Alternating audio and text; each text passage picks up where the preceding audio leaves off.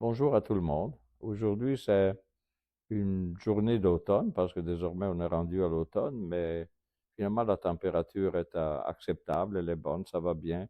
Les feuilles commencent à jaunir ou à devenir rouges, donc l'automne est là, s'installe. Aujourd'hui, finalement, bon, j'ai pas dit la date, mais c'est quand même le 26 septembre 2025. Et puis, et c'est tout. Est-ce qu'il y a des événements en économie? Pas vraiment. Tout paraît normal. On commence un peu à oublier les tarifs. Enfin, on verra la suite de tout ça. Qu'est-ce que ça va arriver?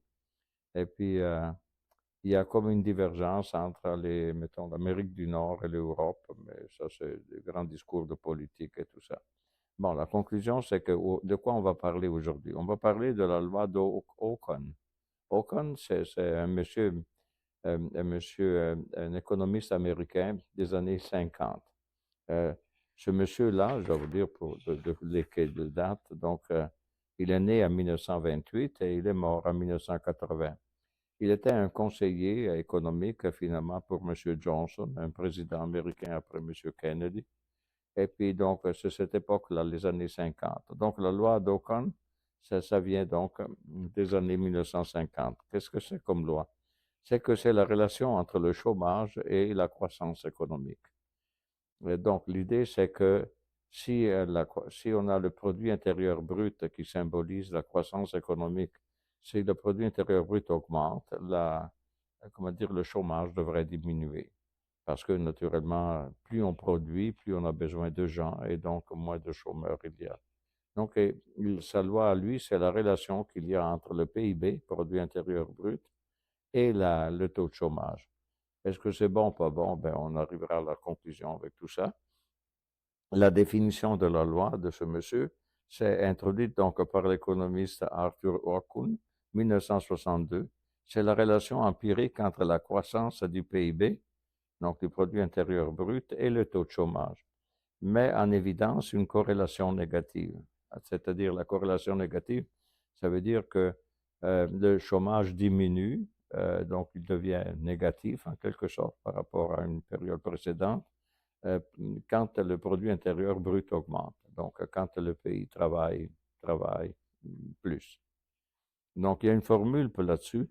À présent, je ne veux pas trop rentrer dans la formule parce que ceux qui s'intéressent au sujet, ils n'ont qu'à fouiller sur Internet, donc vous trouvez toutes ces formules-là. Mais la formule, c'est, regardez, c'est la formule, il dit, quelle est la variation du chômage, le delta U qui est là? Ça dépend donc de G, taux de croissance effectif, ensuite le G avec l'astérisque, croissance nécessaire pour stabiliser le chômage, et finalement il y a un bêta qui est un coefficient d'Ocon. C'est quoi le coefficient d'Ocon? C'est peut-être la chose la plus mystérieuse, et il quantifie le lien entre, voyez-vous, à la page suivante, il quantifie le lien entre le chômage et la production. Le coefficient mesure dans quelle mesure une variation de l'économie euh, baisse ou hausse de la production affecte le taux de chômage et il est négatif naturellement parce que une augmentation de la production est liée à une baisse de chômage et vice-versa.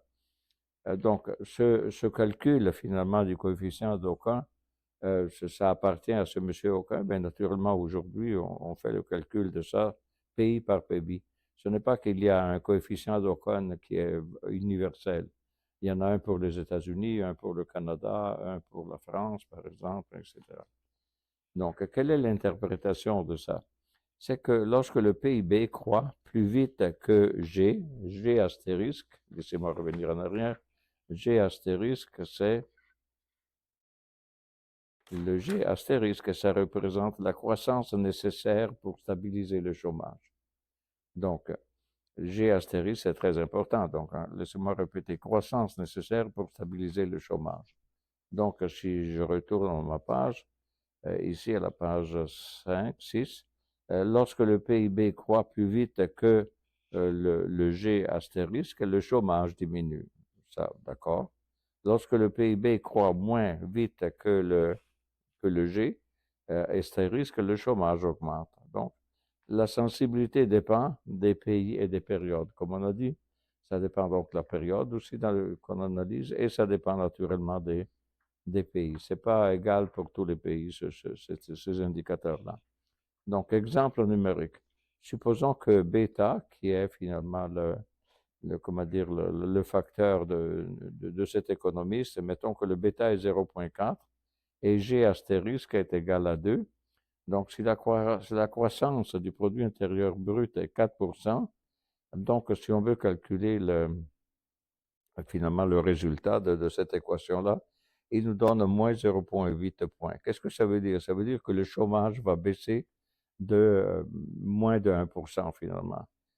Si on a une croissance finalement de l'économie à un certain niveau. Finalement, c'est encore une fois, c'est la relation entre la croissance du pays comme production et l'affectation du chômage, donc l'effet de l'emploi. Donc, limite et critique de ça, c'est que la relation est empirique et non théorique stricte.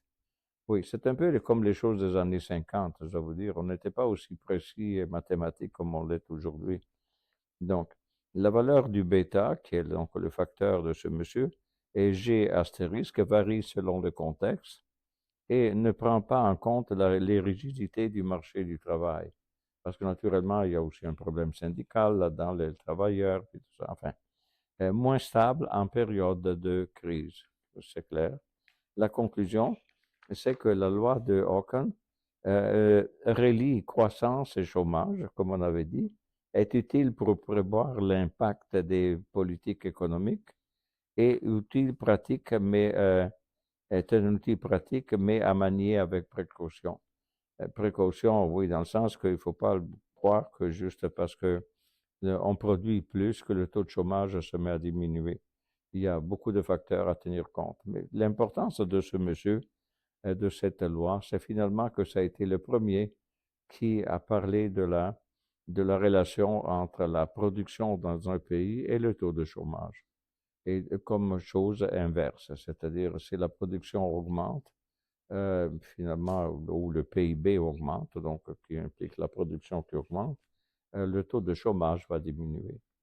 Et voilà, et c'est tout pour aujourd'hui. C'est un système, finalement, une théorie intéressante. Et c'est, toutes ces théories économiques, comme d'autres qu'on a vues, ça dépend de l'âge à laquelle ils viennent au monde, finalement, où on les découvre. Si nous sommes dans les années 50, comme on a dit, ou peut-être 50, peut-être 60 au début, et c'est pas vraiment mathématique, c'est très, très simple. Tandis que si vous allez, par exemple, dans les versions, je sais pas, de nouvelles théories d'aujourd'hui qu'on peut sortir aux économistes, ça commence à être fargé de mathématiques pas mal. Est-ce qu'aujourd'hui on est meilleur? Ouais, oui et non, ça dépend. Finalement, je dois vous dire, cette loi est une loi finalement de bon sens, tout simplement. Peu importe les critiques qu'on peut faire. Et puis voilà, et c'est tout pour aujourd'hui.